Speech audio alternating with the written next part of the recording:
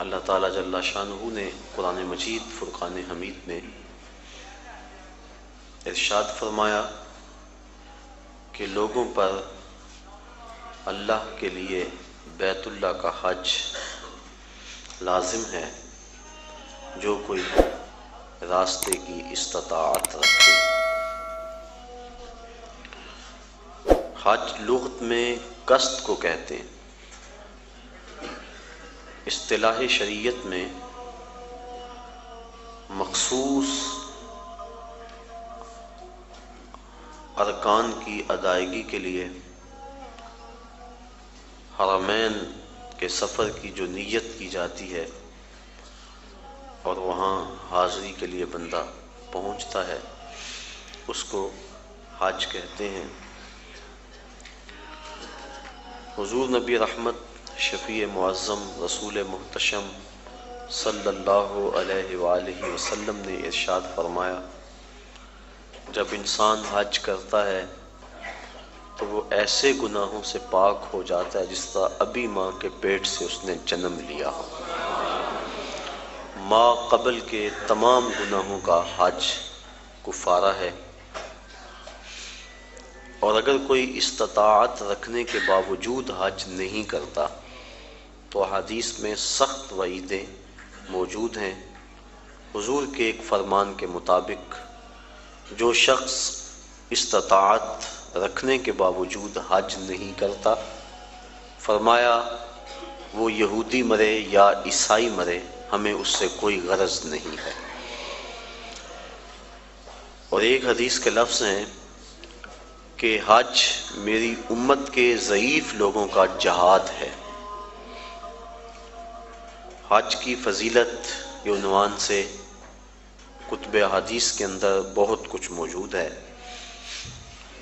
صاحب استطاعت پر زندگی میں ایک مرتبہ حج کرنا فرض ہے۔ 5 سال کے بعد جو حج کی تاکید کتب احادیث میں موجود ہے تو علماء نے اس کو استحباب پر محمول کیا ہے کہ جو غنی ہے، صاحب استطاعت ہے، اس کو چاہیے کہ 5 سال کے بعد وہ حج کرے، لیکن فرض زندگی میں صرف ایک مرتبہ ہے۔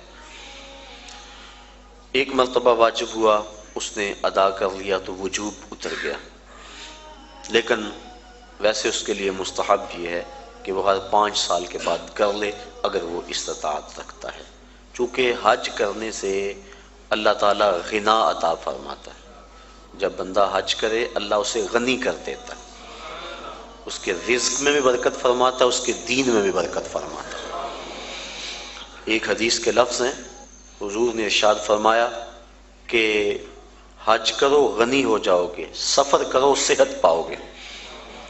تو حج سے غنا ملتا ہے اور سفر سے صحت ملتی ہے۔ زندگی میں ایک مرتبہ حج کی فرضیت پر دلیل وہ معروف روایت ہے جو آپ نے متعدد مرتبہ علماء سے سماعت کی ہوئی ہوگی کہ حضور نے ارشاد فرمایا لوگوں حج کے لیے آیا کرو۔ تو ایک شخص نے عرض کی حضور ہر سال آیا کریں؟ آقا کریم خاموش رہے، کوئی جواب نہیں دیا۔ اس نے پھر پوچھا حضور ہر سال آیا کریں، ہر سال حج فرض ہے؟ حضور خاموش رہے، جواب مرحمت نہیں کیا۔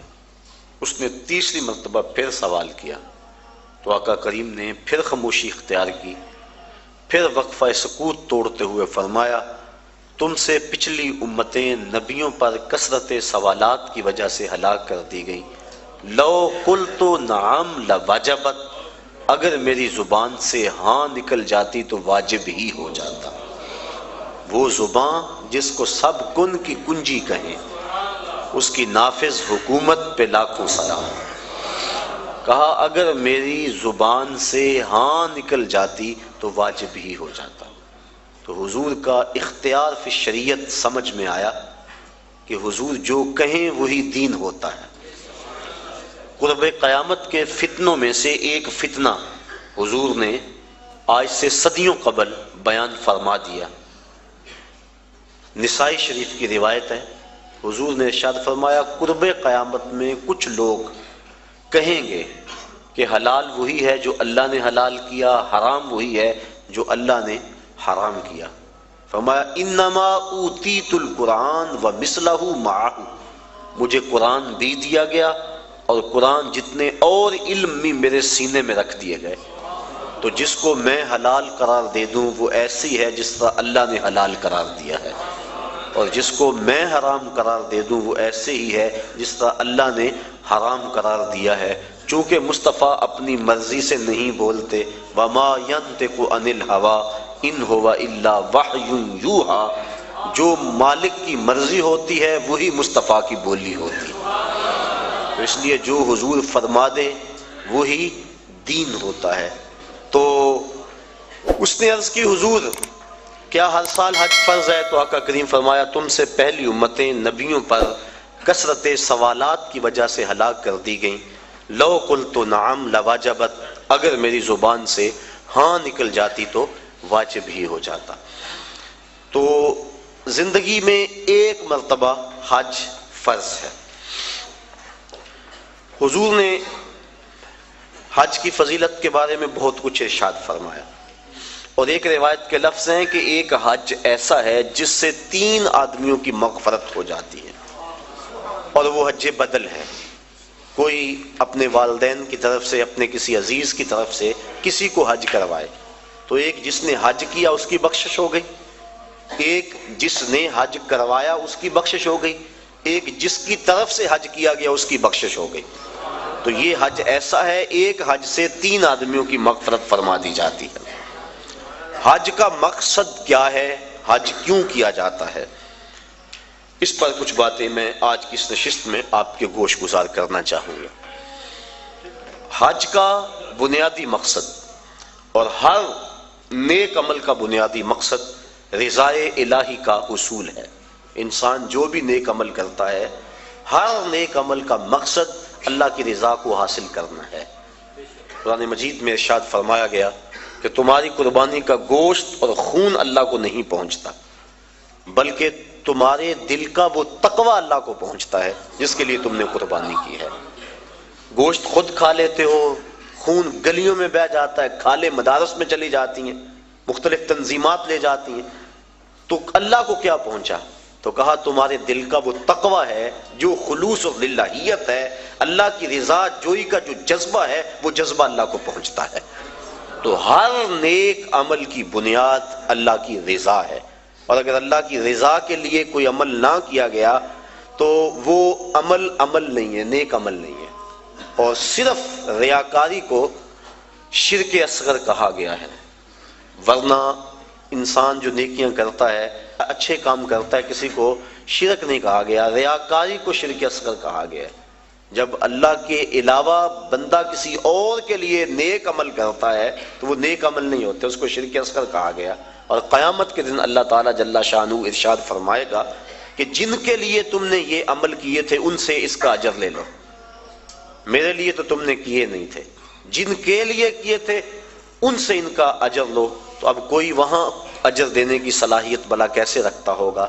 تو جب بھی انسان نیک عمل کرے تو بنیادی فلسفہ یہ ہونا چاہیے کہ میں اللہ کی رضا کے لیے کر رہا ہوں۔ اور انما الاعمال بالنیات، یہاں بھی یہی مراد ہے کہ اعمال کا دار و مدار حسن نیت پر ہے، خلوص پر ہے۔ تو حج کا بھی باقی اعمال کی طرح پہلا بنیادی مقصد اللہ کی رضا کو حاصل کرنا ہے۔ حج کا دوسرا مقصد، حج مسلمانوں کا عالمی اجتماع ہے۔ اسلام نے ایک نظام دیا، محلے کی سطح پہ مسلمانوں کا اجتماع نماز با جماعت ہے، علاقے کی سطح پہ مسلمانوں کا اجتماع جمعۃ المبارک ہے، شہر کی سطح پر مسلمانوں کا اجتماع عیدین ہے، اور عالمی اجتماع حج ہے۔ یہ ترتیب ہے اسلامی نظم کی اور اسلامی اجتماعیت کی۔ حج مسلمانوں کا عالمی اجتماع ہے، اور عرفات کی حاضری حج کے بنیادی اراکین میں سے ایک رکن ہے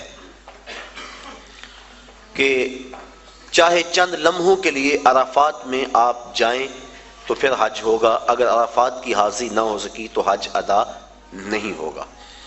تو عرفات کے اندر یوم حج کو خطبہ دیا جاتا ہے جس کا سننا مسنون ہے۔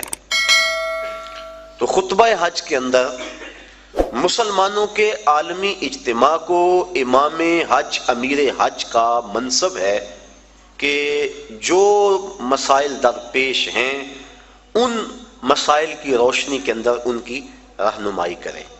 حضور نبی رحمت صلی اللہ علیہ وآلہ وسلم کا خطبہ حج ہمارے سامنے ہے۔ اس وقت جو حالت ہے مسلمانوں کی وہ کسی سے مخفی نہیں، اور حج کے موقع پہ چاہیے تو یہ کہ امیر حج پورا سال محنت کرے، اپنی ٹیمیں مختلف علاقوں میں بھیج کر تجزیہ کرے کہ مسلمان اس وقت پوری دنیا سے پیچھے کیوں رہ گئے ہیں، اور جو سازشیں کرنے والے اہل اسلام کو ہر وقت ظلم و جبر کی چکی میں پیس رہے ہیں تو ان سے چھٹکارا کیوں کر ممکن ہے۔